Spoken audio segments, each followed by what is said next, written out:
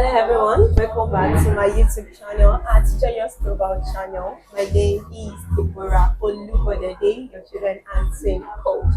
And yes, this is your go-to space where we help young people, parents, caregivers, and teachers navigate key areas such as mental health, emotional issues, goal setting, building positive and healthy relationship, etc., etc. And yes, thank you for tuning in into episode 2 of our mental health awareness series. All right, before we proceed into today's important topic, if you are yet to subscribe to my channel, please, kindly do so. Yeah, kindly do so. And yeah, turn on your notification so as to get more content and so that you will not miss out any of this episode in the series. Yeah, thank you for doing so. Alright, so like I said earlier, today's episode is very big. I mean, when I say big, it's a big one in the sense that this thing we want to talk about is something that many teenagers, or let me say, teenagers and young adults struggle with. It's something that affects almost all teenagers and young adults out there. And what is that doing? Social media and peer pressure. Yeah, social media and peer pressure. And let's be real, social media is fun. I mean, we get to laugh, post, get updates, stay connected, but at the same time, in as much as it's fun, it also messes with people's mental health in a deep way. Yeah. And I mean, suddenly we feel everyone is perfect, we feel everyone is trying to fit in and all that. You just want to fit in, and trust me, that is where the pressure comes in. And that is why I am not going to be doing this alone. Yeah, I have someone with me that will be talking about all these things. We're going to be sharing his experience. It's going to give us tips on how to navigate through this. Because trust me, my teenagers, your mental health matters, and I'm always here for you. Yeah, so family, kindly welcome with me an important guest of mine. I mean, important guest of mine. He is mental health counselor, and his name Mr. Olusegun EHRA. So, Mr. Olusegun EHRA, welcome to today's Yes, episode. thank you so much, Miss Deborah. It's a pleasure to be here, Thank and you. I'm really excited to do this with you. Yeah. Yeah. Thank you very much. All Yeah. right, so Mr. Shagun, can you please introduce yourself and tell us why you're so passionate about mental health and teenagers? Okay. Yeah. My name is Olusegun EHRA. Just like she has said, I am a mental health counselor and developmental psychologist. Okay. Many times, the reason why I am keen towards studying the whole issues around teenagers and developing children is just the realization that many times the issues we are trying to fix at adulthood, like for instance, there's a branch of psychology that just focuses on repairing people from healing people from trauma and overcoming all the things that they have experienced. But I got to see that many times we can even avoid all of that and not get to a point where we have to be correcting things that have gone wrong if we'll just focus on guiding people in the right direction, and if we study the things that are involved in ensuring that teenagers grow in the right way they should, then we don't have to be doing therapy trying to fix things that should never be spoilt in the first place. So I think just that realization that many of the problems people are spending lots of money trying to correct now can be avoided. So it's something that really catches my interest. And sometimes when I even look at people who have gone through something like addiction now, and they are sharing their stories, saying they are trying to inspire other people and all of that, I still see that their story don't really inspire as much. So even the excuse that okay, allow them to do all the bad things they want to do, and when they learn their lessons, they are going to come back and teach other people is not really as effective as if we just guide people in the right path in the first place. It's going to have a long-term positive effect. Yeah, I think that's why. Well, this is why I forgot to tell them. I forgot to introduce you as a therapist. Okay, okay. But now that you're Yeah. telling us this, how will you be able to get your money and all that? I mean, as a therapist. Okay, yeah, our work is not just about, okay, as much as, yeah, we are helping people to correct them from issues that are going wrong. The pleasure in it is not just the money that, okay, we give people problems so that they will come for solution. Yeah, there's Yeah, also value in helping people not to get to a point where they even experience all those challenges. There's a lot of value in that, and I that think that's a good thing. that's true. And if I get you right, of course, teenage year rather, it's a very serious year. It's just like where the Bible says, when the foundation of the destroy, What what are can the the right righteous ones? do? Yeah, thank you Yes. so much for that. It's really nice having you here. All right, I want to, based on the topic today, peer pressure, social media. So, what can you tell us? What is it all about? And how does it even affect me? Like, how does it come in this social media and peer pressure? How does it affect? Okay. Yeah, I would like to start by stating that I love the combination social media and peer pressure. Like normally, people just focus on peer pressure. That okay, the teenage years is full of peer pressure.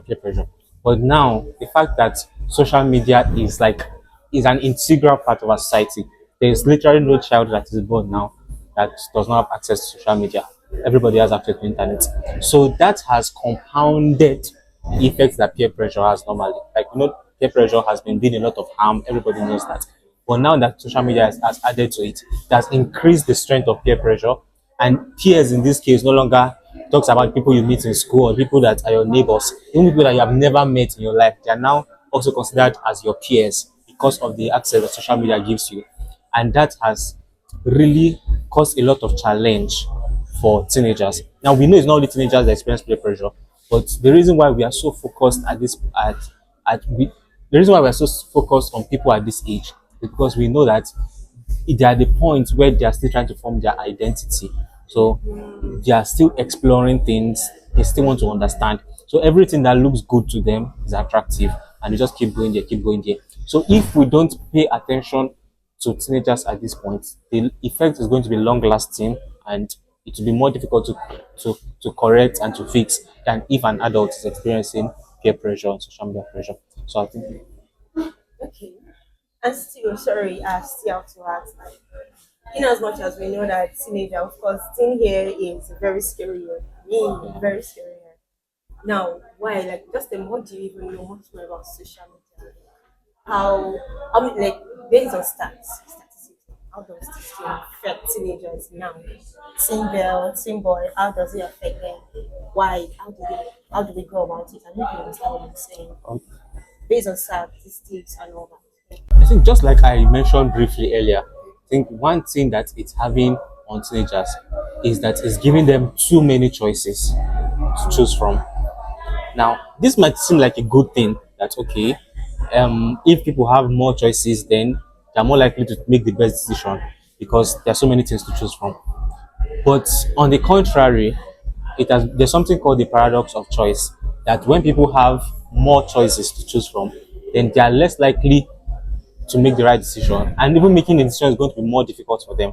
For example, if they bring for you two flowers, do you want the red flower or do you want the pink flower? You say, okay, give me the red flower. If they bring for you 600 colors of flowers and say you should choose from, some might be like, this one is good, but if I choose this one, I'm missing on this, and the whole choice is just going to be very difficult. Now, the reason why I painted this scenario is that remember I mentioned earlier that teenagers are at the point where they are trying to form their identity.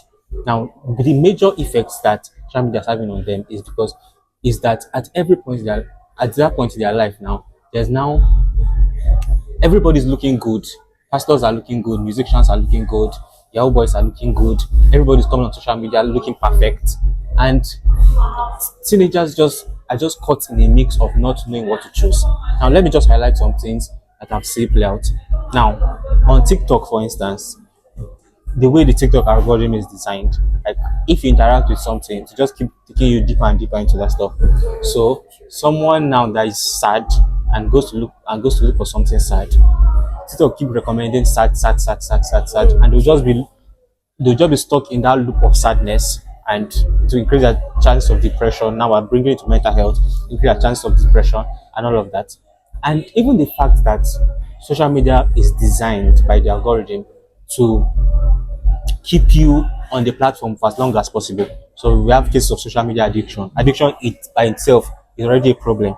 But even after being addicted to it, it now alienates them from normal social interactions. They are spending time with their phone in the aim of trying to be social and socialize with people. They are neglecting actual social interaction, which comes by through face-to-face interaction with people, and that in itself it increases loneliness, increases their chances of having depression. All of these are statistically proven.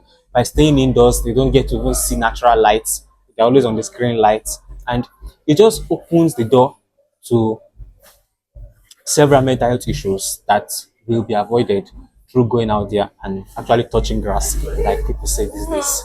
Wow, well, that's thank you so much for that. That means you've even answered the question I wanted to ask because yes, I wanted to ask that. How can social media and peer pressure influence teenagers' mental health? And I think you've said it one way or the other. Like when they are stuck on their phone, it's most time into depression and all that. All right, so I want to say that okay, another question: why is it that teenagers why do they feel that comparing themselves to others, like why do they feel the need to compare themselves to others? I mean, to things they see online. Why do they feel the need to? Okay, yeah, I would say okay, it's not necessarily just about teenagers now. Human beings in general, we do a lot of comparison. There's something called the social identity theory, and what this theory talks about is that many times our identity is not just personal. Like there are two levels to identity. We have the personal identity that okay, this is who I am, but developing that is kind of difficult. It requires more strength, more grit to build that personal identity. The easier way out is social identity. That means, for instance, if you ask you, who are you now? The chances that you say, I'm a Christian, I'm a student, I'm a this thing, and all of that is having to do with your association. I associate, I'm in a group of Christians, a group of other students, and all of that. So unconsciously within your mind, you just build your identity around the association or the social group that you are part of. Now, this here is the whole point of peer pressure and comparing yourself to others. Because further digging down into the social identity theory is that we understand that people only feel happy, they only feel fulfilled when they are in a group that they consider to be superior or to be more cool than the group other people are part of.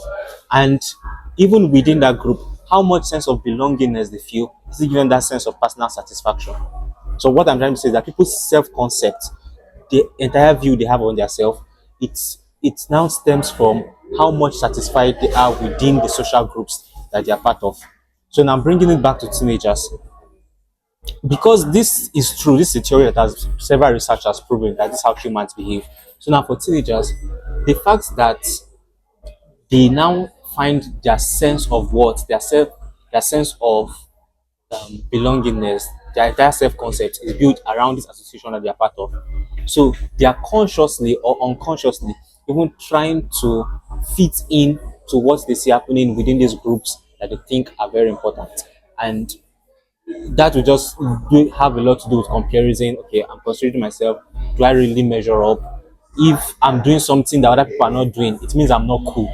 So I have to do what everybody else is doing so I can be cool, and all of that. It just puts them at a state of constant comparison where they're trying to match up with other people, and it can mess up their life or actually make their life a little bit more difficult than it should be. Thank you so much for that. And I think that's going to lead me to the next question. Now, Mr. Shegun, what do you think a teenager should do? I mean, when he or she is overwhelmed or pressured to do something they are uncomfortable with, or just because they want to fit in, just want to do it. I don't even understand. And yet, so, Like, what do you think teenagers should do? okay, yeah. I think the first thing that is coming to my mind is that every teenager should at least get to a point where they can have self-reflection. Now, the reason why I'm starting with self-reflection is because you mentioned just now that something they know they should not be doing. That means people, yes, or something they are not so comfortable with. That means if you remove everybody away by themselves, that's what they are going to do. But the reason why it's now becoming difficult is because other people are now in the picture and they're trying to be desirable to others. They are trying to be cool and all of that. So if you can get to a point of self-reflection where you can sit with yourself, sit alone, and really dig deep into it and ask, okay, what do I want? What do I think is right? What do I think is profitable? What are the things stopping me from doing these things I think is right? What are the challenges I'll face? What are these are some questions you ask yourself when you're alone. What are the challenges stopping me from doing what is right? What are the benefits that I will get if I do what is right? What are the consequences I will get when I don't do what is right? And all of that. It will get you to a point where you can now make more informed decision rather than just blindly following the bandwagon because that's what everybody is doing. Because many times when people just go with the flock, they have not really sat down to think about it.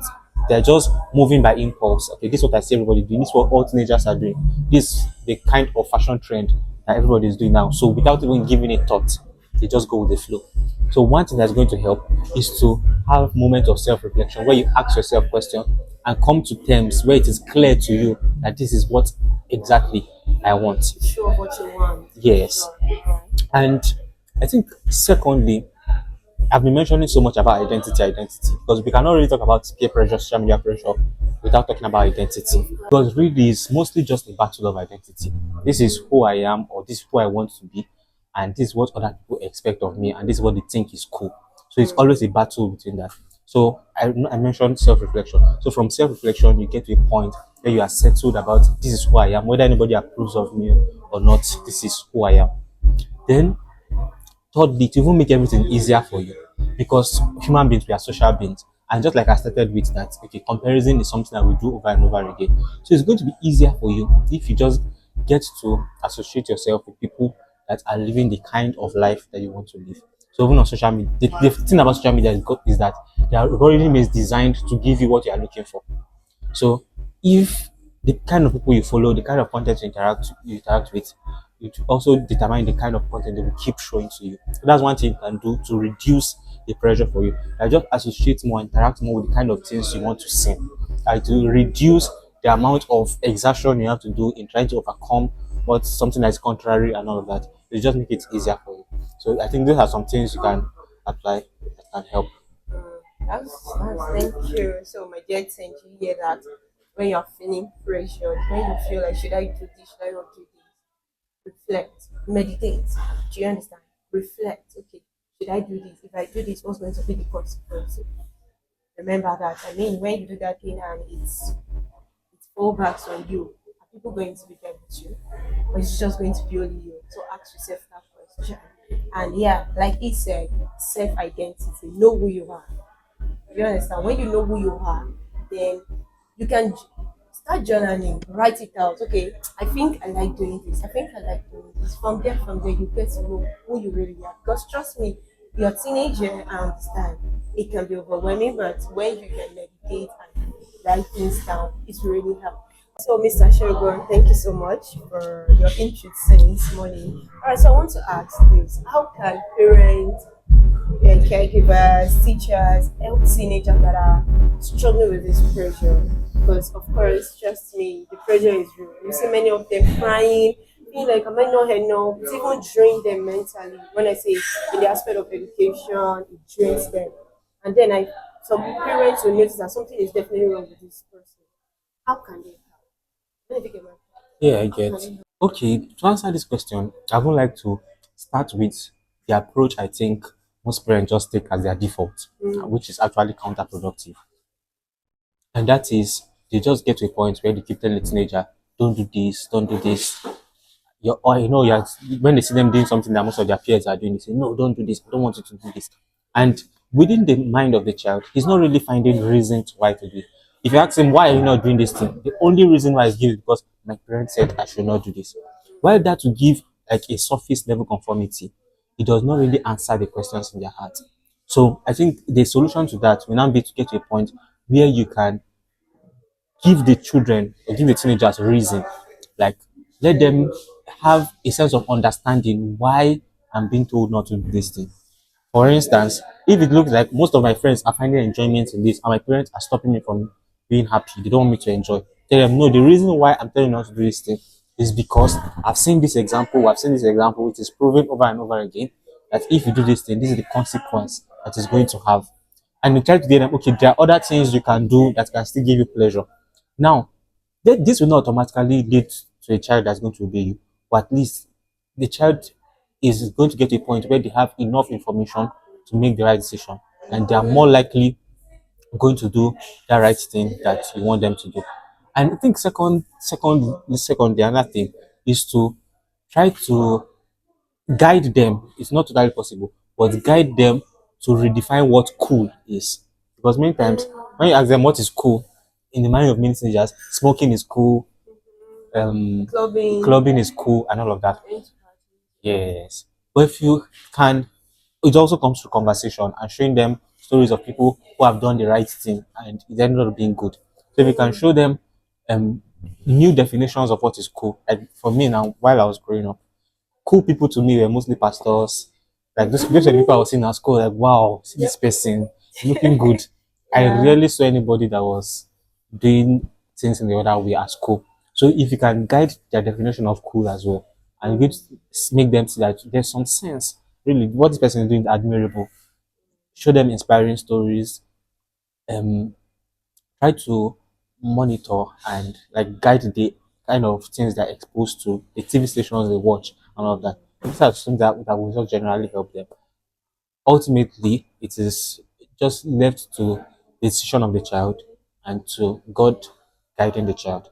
So, but these are some things that parents can just do to guide the child. Yeah, Thank you for that. I mean, many parents, the only thing is, I mean, I'm good. It's good. A beating is good because it says spare the rod and for spoil the the child. child. Yes. At the same time, I just feel like you said, there are right approaches to something. Many parents will see their children doing this and it just beats them. And teenagers, they are curious. They're curious to know what that thing is. Like Yes. they just want to explore. And then many parents, and I feel the parents should not hide some words. There are some things they need to know now.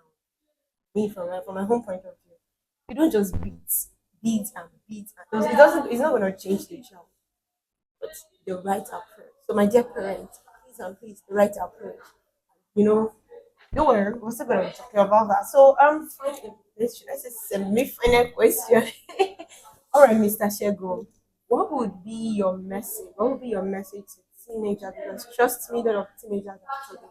Many of them cry every night because of this social media, because they feel, how come this person has 20 likes than I have? How come this person looks perfect? This person does not look like she's suffering, is suffering. This person spends money, especially this big blog. Is it big blog or how they will shop with me? Vlogs. Vlogs. This shop with me. Let's go buy, don't play. And many of them feel like, am I a stick? God, what is going on? Forgetting that it's just the good things that people want you to see, they will post. So, what is your message to these ones that are struggling with you? What is your message to them? Okay, yeah, there's something you even said while asking the question, and I'd like to start with that. Okay. That even you that you're watching me now, it's rare that you're going to fail your exam and you snap your script and post it online. True. Yeah, so it's the exam that you get 100 over 100 that you're most likely to slap. Ah, God is good. So True. now it's not just you that is doing that, every other person is doing that. So, and the fact that you post your 100 over 100 script, that does not mean your whole life is 100 over 100, Yeah. but you only show forth that 100 over 100 part. So every other person too is doing that thing. The reason why you scroll on social media and it looks like everybody is succeeding, because everybody just carry maybe just the 5% of their life that is success and they show it. But the other 95% that is not totally success, they don't show it. So if you are judging your success of the 100% of your life based on just the 5% that someone is showing you, then you're constantly going to be dissatisfied. And we cannot even say people are living fake. Okay, there are some people obviously living fake life, but other people we cannot really say they are living fake life. They are just showing the things that they want people to see. Yeah. So you should have that mindset while going to social media that this is not everything there is to life. The same way I have my ups and downs, every other person have their ups and downs, and they are showing me their ups. I think second thing that's going to help you as well, and I'm still going back to sitting down with yourself, is at every point you should do like a life audit. What I mean by life audit is that, okay, what do I want out of my life? How much progress am I making towards this thing that I want? what are the things I need in order to get this thing that I want, and so forth, and so on and so forth. And when you do this assessment and you can see that you are making progress, then that will give you like a good consolation to close your eyes to what every other person is doing. That okay, yes, they might be getting this thing, it is good for them, but based on my own journey, this is where I'm going to, these are the things I need, and this is how much progress I'm making, and this is where I see my life going. Okay, there's progress, and that is good because we haven't started from different points.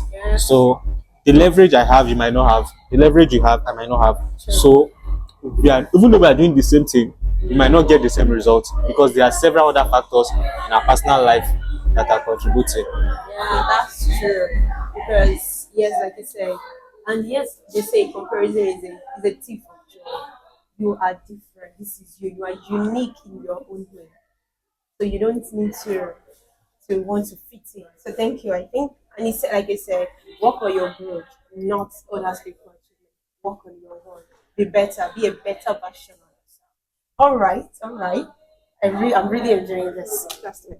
All right, so Mr. Shego, this is like kind of like a personal question, and I would love to ask you.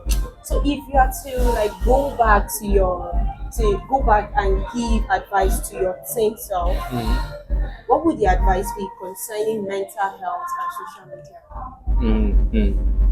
Okay, for my own personal self, I think one thing I struggled with was always trying to be acceptable to everybody. Now, as much as I didn't end up doing several bad things, but even the good things I wanted to do, I did not do all of it because I was trying to just tone myself down and to just be cool and all of that. So one thing I'm going to advise my teenage self, if I see myself again, is that don't be apologetic about yourself. I love that. If this is if it is certain that this is what you want to do, now you have made up your mind that you want to do good, go out and do it. People don't really care so much about you as much as you think.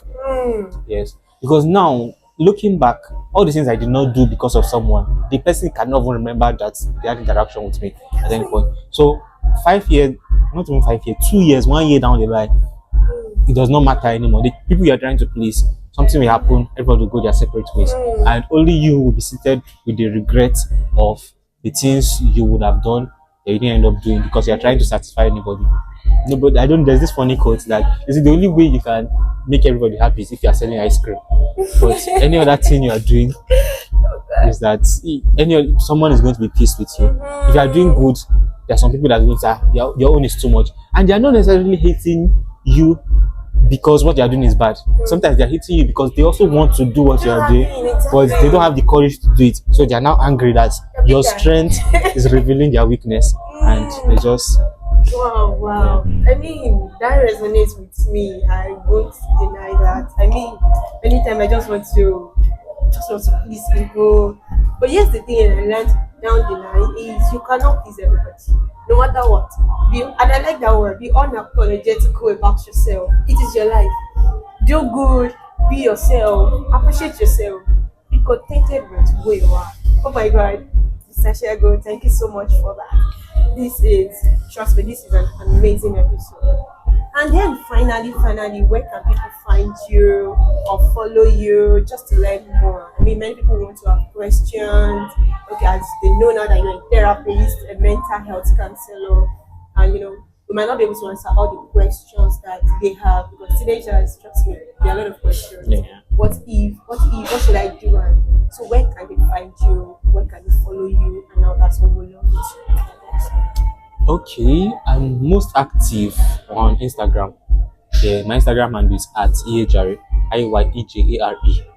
Yeah, then also you can read some articles on my website is theselfdiscoveryblog.com. Yeah, I think those are like the two major channels where you can get to interact with my work. Yeah. Thank you so much, Mr. Shego. It's so nice. I mean, I enjoyed every bit of the episode. Thank you for sharing those lovely, valuable insights with us. Thank you so much. We really appreciate it. So, my friend, what do we say? Thank you, sir. Yeah, it's a pleasure. It was nice to be here. Enjoy the conversation. Thank you, sir. Appreciate it. And we hope that when we call you again for any other mental health awareness. Yeah. beautifully. All right, sir. Okay. Thank you very much, sir. Yeah, it's a pleasure. All Yeah, right, bye. my fan. All right, my fan. Did you get that? Finally, did you hear that? Be unapologetical about yourself. Love yourself because you are you. You are unique. Do you understand? So, for everyone watching this, remember. Remember that you are not alone, and you should not try to fit in. You should not what? Try to fit in any aspect. Do you understand? Don't try to compare yourself with anybody. You are you. And in as much as peer pressure and social media pressure is in your word, that does not mean it should change who you really are. Do you understand? See, you are unique. Like I used to say to yourself, I am beautifully, I am wonderfully made. Do you understand? You say to yourself, trust me, you are not alone in this. So, my dear teenagers, my dear family, and yes, to the parents, you hear that? Please, a lot of us, we teenagers, yeah, because of course I used to call myself sweeting. Yeah, we struggle with a lot of things like the social media pressure. So, there are many approaches you can take. Put yourself in their shoes, understand why they are like that, because of course you don't think your child wants to be left out in these buzzing and these lovely things around, but tell them the right thing to do in a godly way. Yeah, in a godly way. And yes, please, if this episode have been so much help to you, please can you do well to like, comment, and subscribe? And yes, please share to people that you think they will be in need of this video. All right, thank you so much. Until we meet again for our next episode, and yes, final episode on our mental health awareness series. Remain blessed, stay joyous, and be good. Bye.